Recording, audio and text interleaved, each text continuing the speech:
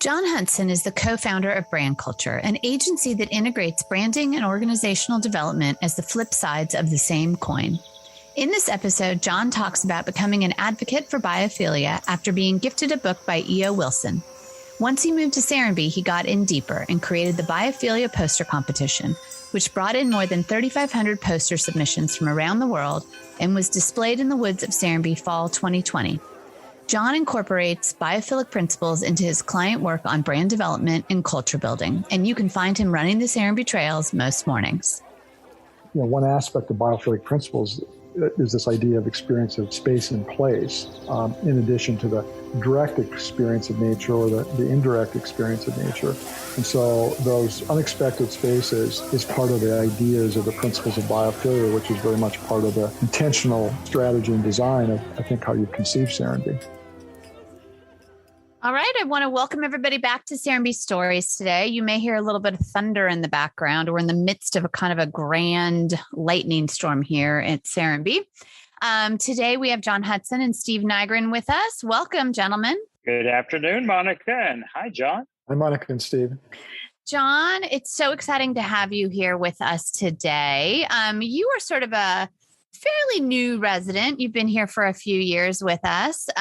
But one of the first things we ask everybody here is, how did you discover Serenbe and come to be our neighbor?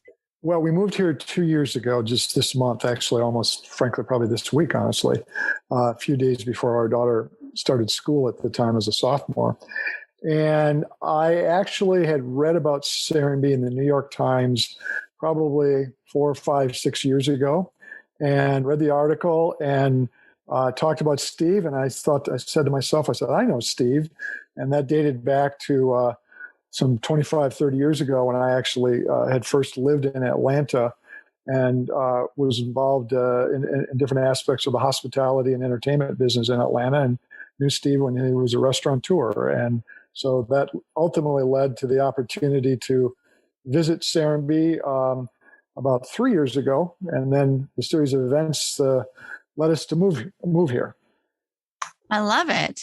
And when you came, did you know at the time that you were going to move, or are you just coming down for a little afternoon getaway? Well, I actually had forgot that I had read that article in the New York Times, and I was having lunch with a friend on a Saturday, and we moved from California, from Los Angeles area, and we were on a Ventura Beach having lunch. And I said I was going to Atlanta again, and we were in the process at that time of also thinking about a move back to Atlanta, and we were torn between Atlanta possibly or Savannah, where my wife's parents live. And he said, "Have you ever been to Serenbe?" And I said, "Oh, I forgot about Serenbe." I said, "I have to visit Serenbe and on this trip, and let me see if I'll try to book a room there." So I tried to book a room, and the inn was full. So I ended up staying at a Airbnb rental and for 3-4 days, and it was fabulous, and enjoyed the entirety of the experience. And called my wife, and I said, "You need to come to Serenbe." And so I think probably 3 weeks, 4 weeks later, we made the second trip, and she came, and it was sort of the best of all worlds for an aspect of what we were looking for. And we had been, frankly, trying to move from California for a number of years. Okay. And it was just an opportunistic time because we had two twin boys that had graduated from high school. They were going on to college. Mm-hmm. And so it was a good time. And Serenbe was, again, the best of all worlds. I grew up in a small town in the Midwest, and so had that small town lifestyle, had that European lifestyle, which my wife was familiar with, having grown up in Europe. At the same time, it had this sort of new urbanism aspect, and then most importantly, that relationship and connection to nature that was very important to us, as we're very active outdoors and active from the standpoint of being outside and spending as much time as we can. And now, of course, hiking through the trails, and myself, I'm quite known for running on the different roads around Serenbe. Yes, I see you out all the time running.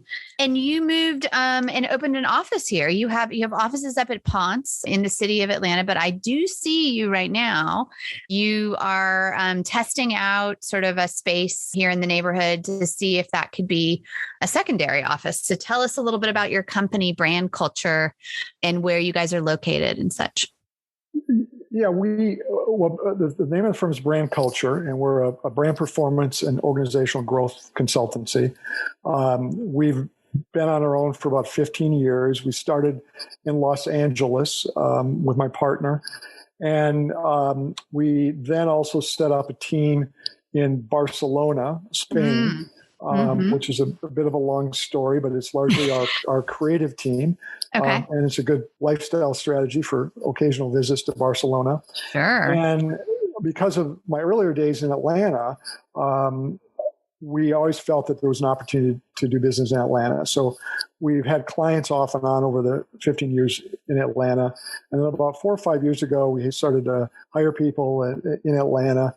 And we got to the point where we eventually said, let's try to see if I can come here and be more active in the community. And that was part of the reason for the move. So from the standpoint of the physical space, partly because of COVID, of course, we're all working from home. So we started to kind of dismantle our office infrastructure, first within LA, and started to put ourselves in a position to work from home, but also looking forward, we think we're going to keep a more real flexible approach to our office space, probably moving into different shared office spaces, which we've done in the past.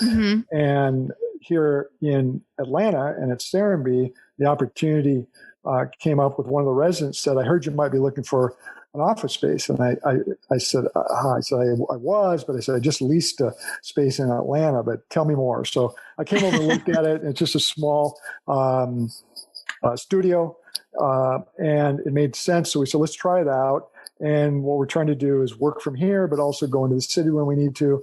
And what I really imagine is that we'll probably have a hybrid approach. We'll have some people in Atlanta. I'll be out here. Hopefully we'll find more individuals that might join us out here, and we'll be back and forth. And then myself, as we continue to escalate traveling, either to clients or between the offices, I'll be back and forth to Los Angeles, and I'm trying to make a trip to Barcelona in a couple of weeks and hope to continue that. So that is really what we see for the future is more of a hybrid, flexible model. And part of that's a strategy so that we can attract individuals that are also looking for that type of work-life balance.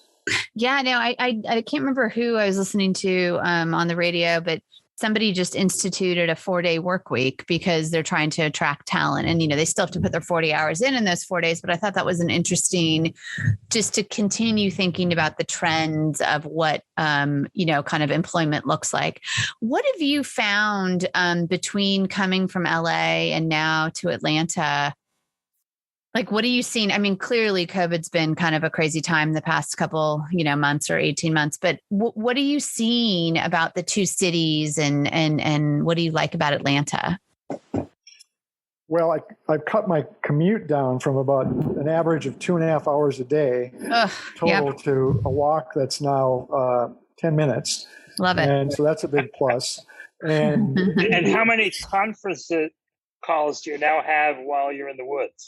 Quite often, and that's another good point. And people are starting to get used to it. And there's the big joke with clients is they never quite know where I'm going to be because I am quite mobile. And I'm also known, Steve, for in the morning when you see out running at 5, 6, or 7 in the morning, I'm generally having a conference call with my colleagues in Barcelona, and so that's not unusual. But even commuting into Atlanta.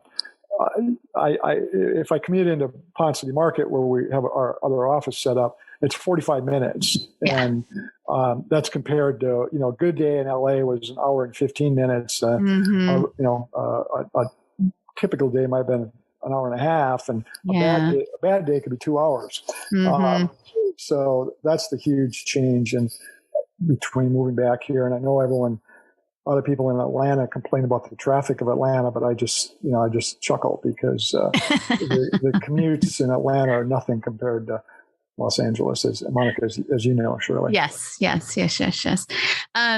One of the things that you have always been interested, and I think, and I don't want to put total words in your mouth, but I think by moving here, it sort of came even further to the forefront of sort of your mind and work, is biophilia. Yeah. And we've talked about that a little bit on the podcast. We did a whole season on biophilia and talked about the importance. We obviously integrated from a design principles into how we build Serenbe. But tell us how you work with biophilia and sort of how that's impacted your life prior to even being here.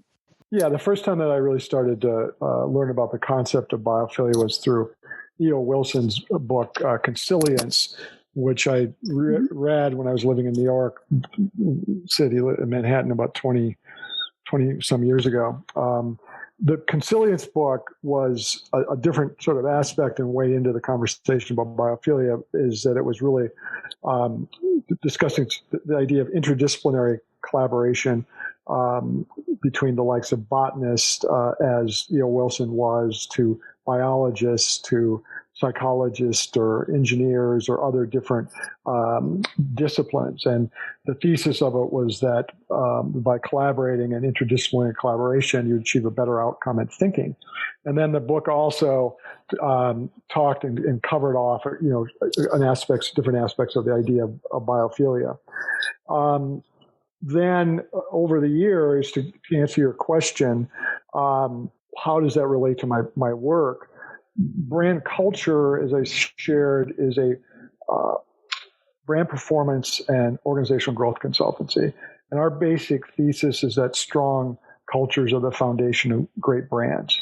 And so what we work with organizations to help them more effectively articulate their value proposition and how they position their brand in the marketplace. And then ultimately we work with them to help them more effectively align their organizational culture around their brand and their go-to-market and their business strategy.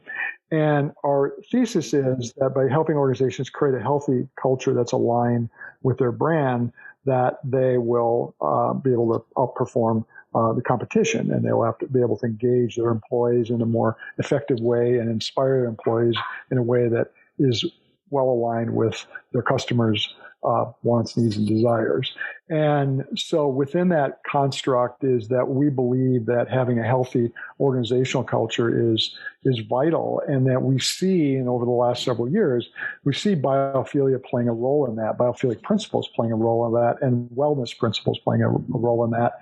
And we think that's coming increasingly important today and will continue to be more important in the future.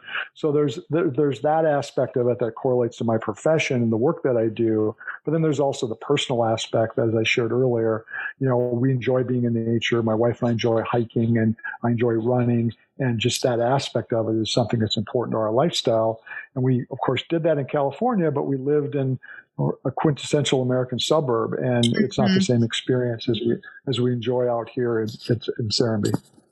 Right.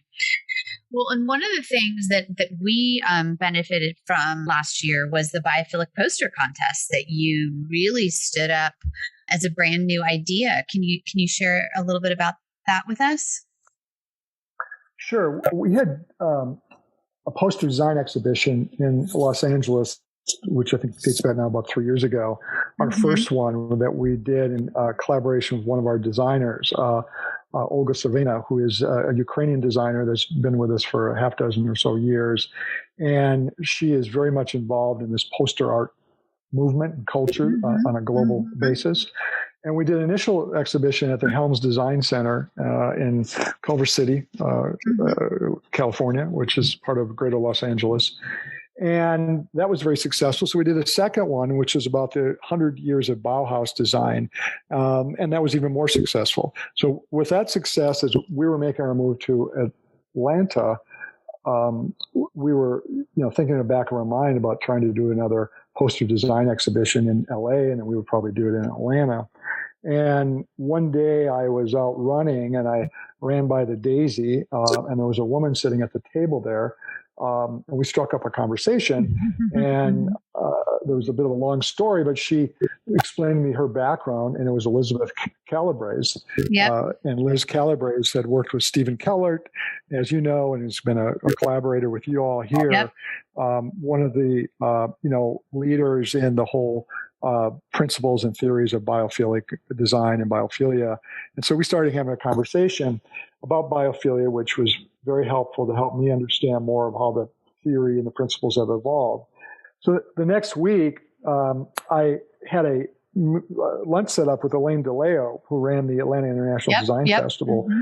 And I was just meeting Elaine just to learn more about the design festival, how we might participate, how we could make an increasing contribution to the design movement in Atlanta. And we were having that lunch, and I said, we were thinking about doing another poster design exhibition. And most recently, I thought, what if we did it on biophilia and biophilic design? And she said, well, that would be awesome. And we concluded in the International Design Festival and so on. So off we went, and we set up the competition, and we launched it, I think it was, January of last year. And the plan was to have the exhibition in the spring. And we reached out to you first, Monica, of course. And then we had, you all expressed interest in having it here at Serenbe.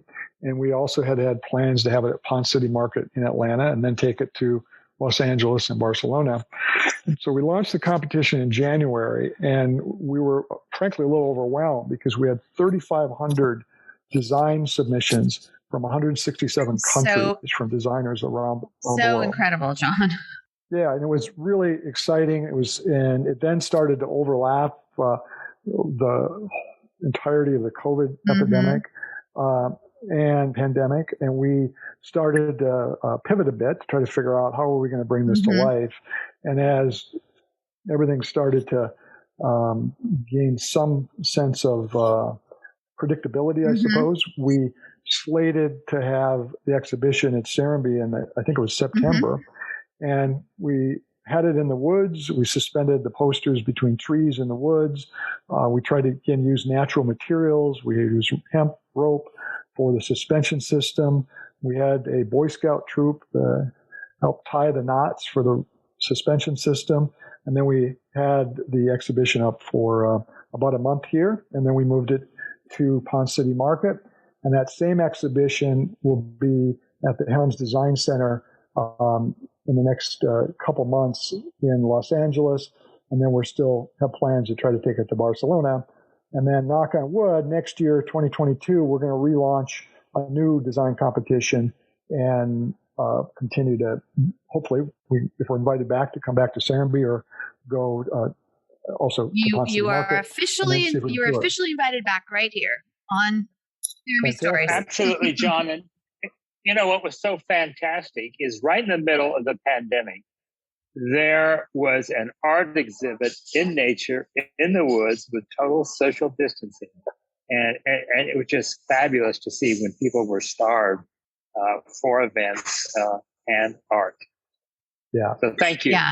Yeah, well, thank you. It was a collaboration, and again goes to what I always envisioned the opportunities would be at Serenbe. And I probably didn't preface it. I said to myself when I moved here, I said, one day I'll find something creative to do and a creative contribution to make to Serenbe. And that just sort of unfolded as we shared. Well, Jon, just to echo Steve's comments, it was such a wonderful breath of fresh air. And you included the kids, and you had a scavenger hunt contest where the kids went around and found different posters, and you were able to sell the posters. And then you were also able to include some resident work. It was such a wonderful event and so fun. And I can't wait to have it go to Helms. I have to find a reason to be out there if it's coming in the next couple months. What a blast. And I think that you're going to get even more overwhelming interest when you relaunch it next year. Because, just on your inaugural year, you already had 3,500 designers. That's such a testament to sort of your network and the really wonderful idea that it was. I know you're sitting in your office with 3 posters behind you, and I have one right here. what did you find sort of came out of that? Like what was sort of your favorite sort of outcome of pulling that together?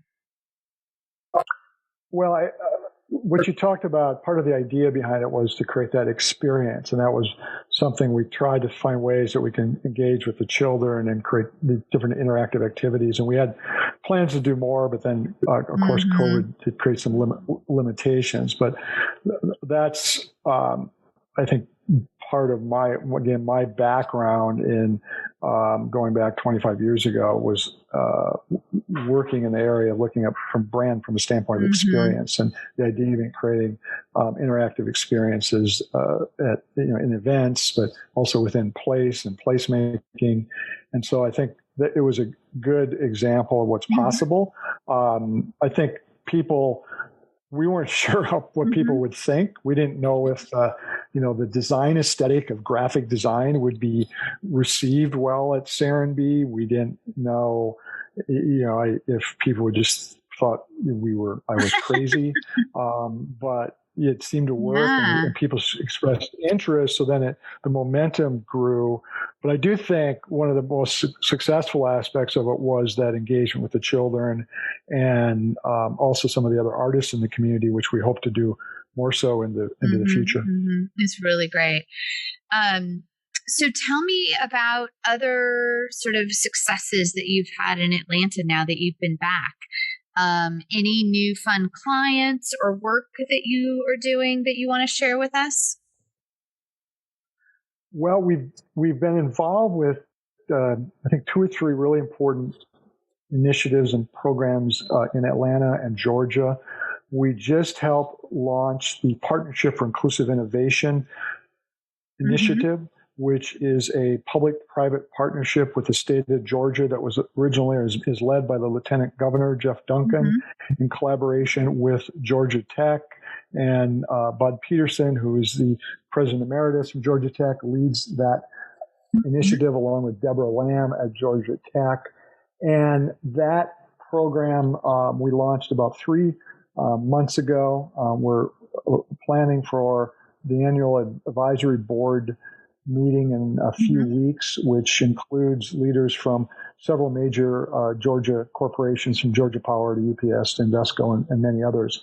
And so that's a really exciting initiative, and it's really helping provide funding for programs that are helping advance inclusivity, innovation across the entire state of Georgia. And that's a combination of both gender diversity, racial diversity, as well as diversity between the rural and urban area across Georgia. Often programs that exist within the urban area of Greater Atlanta sometimes have a first seat at the table. But the mission of this is to try to help spread innovation across the state of Georgia. And the 2 initial programs that were funded was a MESH program, a MESH network out of Augusta, and then a Working Farms Fund program here in Georgia.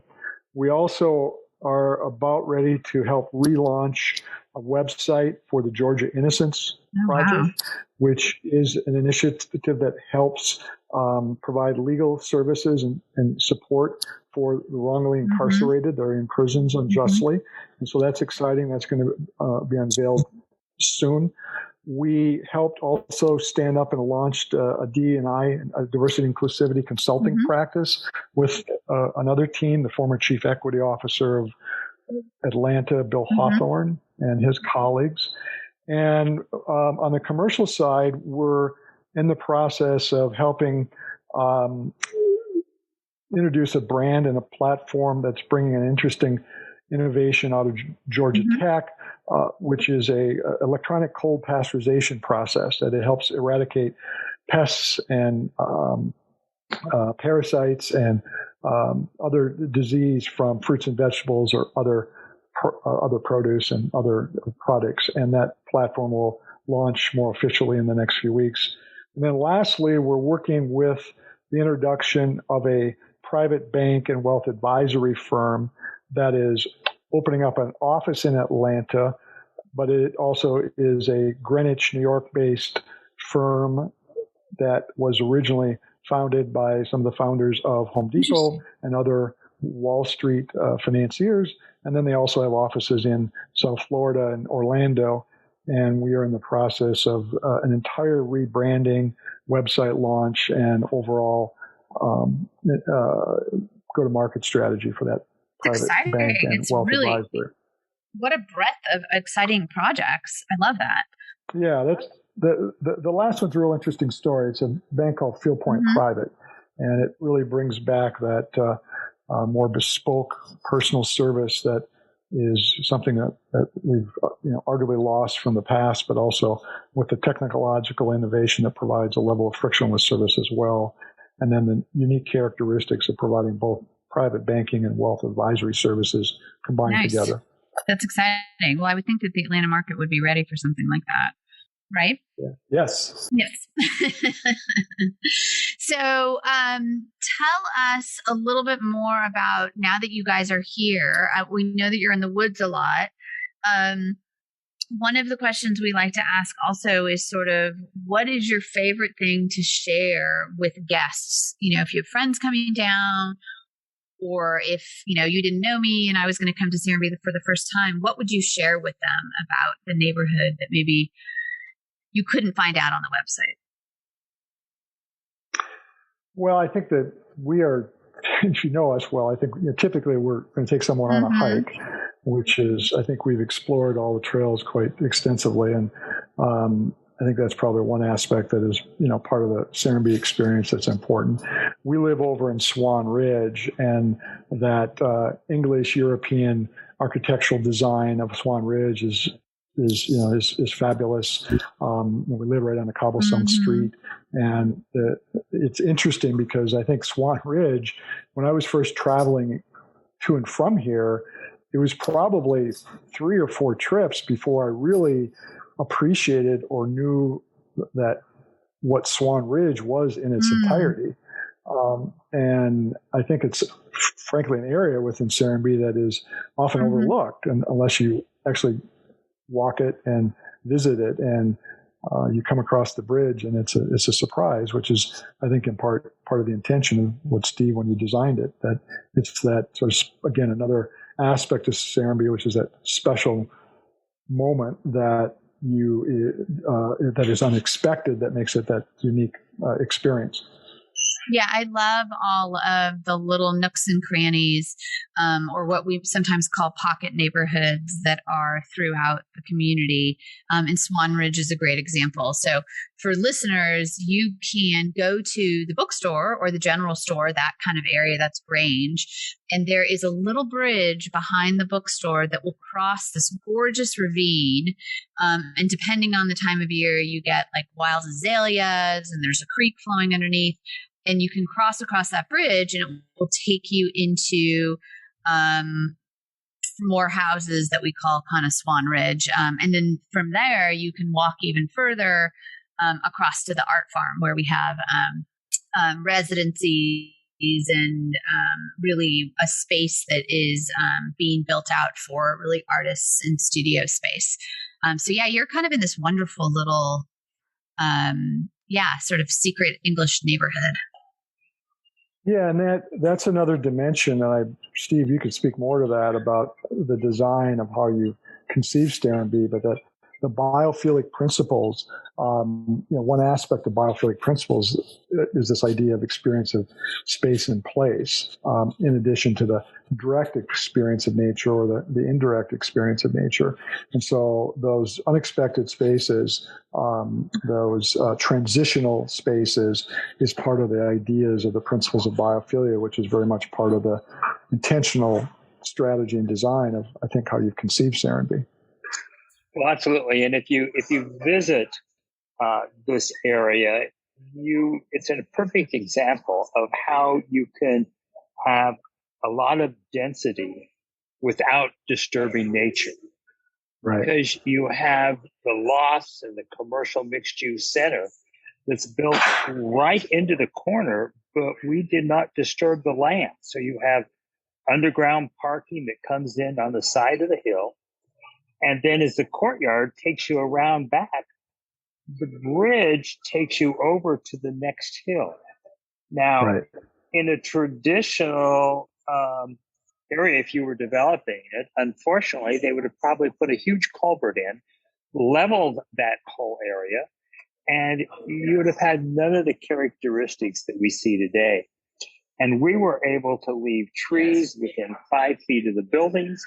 We put the bridge in to exactly go between trees and hit the elevations of the hills, and created this charming pedestrian street that was just totally nestled in that specific piece of land.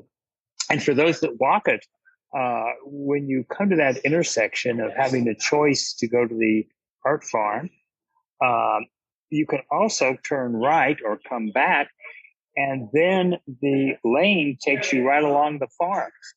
So the houses in that section look out their front windows and see our organic farms and the farmers working. And so it really is a perfect intersection of this high density and nature and agriculture. Right.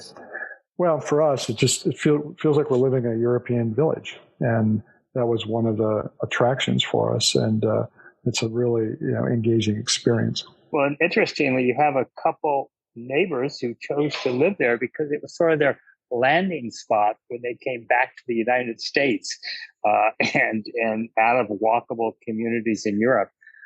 This was the closest thing they could find in Metro Atlanta that sort of gave them a landing. Right. My wife grew up in the Netherlands, and also so a lot of her mid years and of growing up was in that European culture. Yes, and so I think most people, when they do come visit, are really surprised by the variety of architecture throughout the different neighborhoods. And I think one of the wonderful things about Serenbe is it's not this single architecture prescribed across the whole neighborhood, but you do find these like lovely pockets, of homes that are sort of cohesive, and Swan Ridge is a wonderful example of that. Yeah, it really is. And that is another dimension. What's special about Serenbe is the architectural planning and the inspiration of all the different homes and the commercial and retail experience at Serenbe, and how that's continuing evolving with the new expansion and the new neighborhoods. That is very much a part of what attracted us and continues to engage us. And it's a joy to see the new development emerging and to see what you're starting to bring to life. And that is part of having been here now 2 years.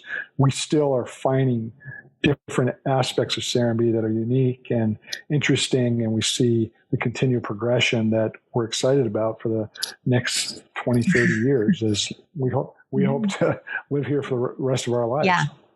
Yeah, and it's always fun to see what the next thing, what the vision is. Steve always has the vision, and then to see it come to life. No, Steve, I've worked with handful of what I would say extraordinary creative visionaries from. I worked for a few years with Wolfgang Puck in Los Angeles. I worked for a London-based design, communication, brand experience agency by the name of Imagination. Wolfgang Puck is pretty well known with Imagination. The creative force behind Imagination was a guy by the name of Gary Withers. And Steve is the true creative visionary and really the curator of this Serenbe experience, which is much like what I saw happen with Wolfgang Puck and his success in growing his organization, much like what I saw with Gary Withers growing his organization. And the ability to have a creative visionary that's able to set the vision, but also able to curate that vision is what makes Serenbe special. And the likes of others, whether it's Steve Jobs or Disney, that's, I think, Steve, your credit of helping bring this vision to life is really exciting. In fact, I had a quick conversation with a real estate developer Monday night from Noonan, who said, when we came over here about 15 years ago, we thought he was crazy. and so that he doesn't think you're crazy now. So it's a real testament to what you've accomplished over these. Well, thank you, John. That's a real compliment coming from you, and I appreciate that. I think one of my skills as a hospitality-based person is I simply know how to invite the creatives around the table. And once you start, more creatives kind of show up. There's sort of an energy that draws, which is case in point as to why you have found your way back to Serenbe. So that's fun. And, I often, when I hear the name Wolfgang Puck, I think in the middle 70s, the National Restaurant Association did a panel of emerging food trends. And there were four of us. And Wolfgang Puck was one of the people, along with me and Richard Melvin out of Chicago and someone else out of New England. So it's fun to see some of the creative people in the various areas. We're still hanging around. Yeah, well, that was a unique group, and I have another Rich Melman story that we can save for another time. But you're exactly right in that background in hospitality, and I had short stints in hospitality that also inform our work and brand culture. And we think about helping create not only a great customer experience, we think about trying to help our clients create a great hospitality experience. And that's exactly, frankly, what we're doing with the private bank that I mentioned earlier. And that borrows on some of Danny Meyer's thinking in a book that he wrote called Setting the Table a few years ago. And of course, Danny Myers is a very successful restaurateur in New York. And that idea of creating a hospitality experience, I think, is part of, obviously it's led in part your success. And that's what, built your success early years, which I was able to observe from a bit afar, but close by in Atlanta, going back to the 80s, I guess. Yeah. Well, thank you. Well, hospitality, you look at Apple and the Genius Bar, that's pure hospitality experience that they brought into the technical computer world. And it's been a huge success for Apple. That's exactly right. That's exactly right. And you look like I often say, John, that everyone should work in a restaurant at some point during their career, especially, it's perfect for the college age because you learn different skills in dealing with people when you're in the hospitality side. That's absolutely right. And at Wolfgang's organization and I helped grow the catering and event company.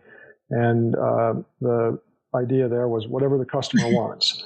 And they lived by that. And both from the service experience, but also the presentation of the food and that entire experience. And that, I think, you can learn from those. I've learned from those lessons, and I try to bring those in our corporate world clients, whether they're a technology innovation or a professional service firm, or we've done work with Princess Cruises and Hilton and other more traditional hospitality organizations, but we think those principles apply no matter what business you're in. And remind me, how did you come to know Wolfgang? We had back in my days in Atlanta, there was a colleague that was involved. The concept that we were brought to Atlanta had been originally created by Rich Melman, and the Webb Restaurant Group, David and Rick Webb from Minneapolis, had brought the live venue concept into Atlanta, and a guy by the name of Carl Schuster was on the operating side. And when I moved to California, Carl and I reconnected, and he said, I just teamed up with Wolfgang and we're going to build a catering company. Can you help me? And I said, well, I'm sort of focused my career at the moment in brand consulting. I just joined Siegel Gale, which is one of the top brand consulting firms in our profession. And I said, but yeah, I'll help. And so I really started doing some work a bit on the side with Wolfgang and Carl. And then about 5 years into it, the catering business had grown to a fairly decent size. It was about 25 million in revenue at the time. And they asked me to come on to help lead and drive the growth and the overall sales and marketing organization. So I joined, it was about 25 million. And when I left 3 years later, we had grown it to 125 million in revenue and had the benefit of partnering with the Compass Group, which is the world's largest food service organization, to help us grow that business. And one of our largest contracts to connect back to Atlanta was the Georgia Aquarium that we secured, I suppose now about 16 years ago. when the George Aquarium first launched. And we provided the food service at the George Aquarium, and we expanded across the country and other visitor destinations and cultural institutions around the U.S. When I left, we were in 33 different museums and visitor destinations, much like the George Aquarium or other institutions like the Chicago Contemporary Art Museum, the Boston Museum of Science, the Boston International Contemporary Art Museum, et cetera. So that's really a summation of my stint with Wolfgang. That's amazing. Have you ever talked with Darren Jaffe, our first farmer who's back now living here, about your time with Wolfgang Puck? Yeah. And Darren and I are trying to spend more time together, and you've invited us into this group that you're organizing, the Farm to Farmers program, which we're really excited about. And Darren and I are trying to find ways to collaborate. And one of the ideas that Darren and we've been talking about, going back to the corporate conversation, and this idea of bringing wellness and biophilic principles into the corporate conversation, we think there's an opportunity to create programs to engage corporate clients in farming and regenerative agricultural thinking and the principles of biophilia. And we're looking to find opportunities where we might develop some clinics or programs for our clients, and really to get them out of the corporate office and get them out of the corporate meeting room and get them out of the hotel and get them out to nature, because we think if we can immerse our clients in an experience like we have at Serenbe, bigger ideas will come out of it. Right. But did you know that it's because of Wolfgang Puck that Darren accepted the job as our first farmer? No, I didn't know that. That's what I was wondering. His uncle worked for Wolfgang Puck. Oh, interesting. And he told me the story on the podcast, his podcast that I hadn't heard before, that his father was very upset about him leaving college to start his farming. And when his father told his uncle that this is what he was thinking about doing, and his uncle knew about me, of course, through the restaurant, and said, "Oh, take that opportunity." And so he said, with his uncle's blessing, his dad said it was okay. That's great. So you should talk to him about his uncle, who you probably know with all the years at Wolfgang. Yeah. Well, it's interesting because the food industry and the restaurant business, because I was always on the marketing side of the business. And yet I enjoyed the opportunity to work with different restaurateurs and different brands in the restaurant business. And some of our most significant work in the last few years was with Princess Cruises, as we helped them redefine their brand and help them reshape the entirety of the guest experience and their employee experience of their organization.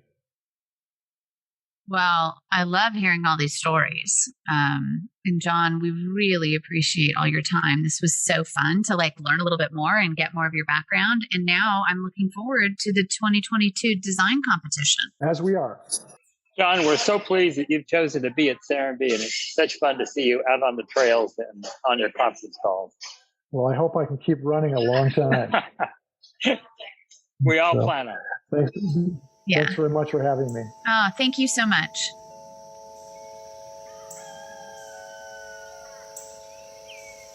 Thank you for listening to Serenbe Stories. New episodes are available on Mondays. Please follow us and leave us a 5-star review. And visit our website to learn more about guests, episodes, and everything Serenbe at serenbestories.com. This episode is supported by the Inn at Serenbe, nestled in the rolling countryside of the bucolic community of Serenbe, where guests can walk on the 15 miles of private trails through preserved forest land, the wildflower meadow, and the animal village. Relax at the pool, hot tub, or in rocking chairs on a wraparound porch. Play on the croquet lawn, grab a canoe, and jump on the in-ground trampoline. Connect with nature and each other, all while staying in a luxurious space at the Inn at Serenbe. Book your stay today at serenbeinn.com. SERENBEINN.com.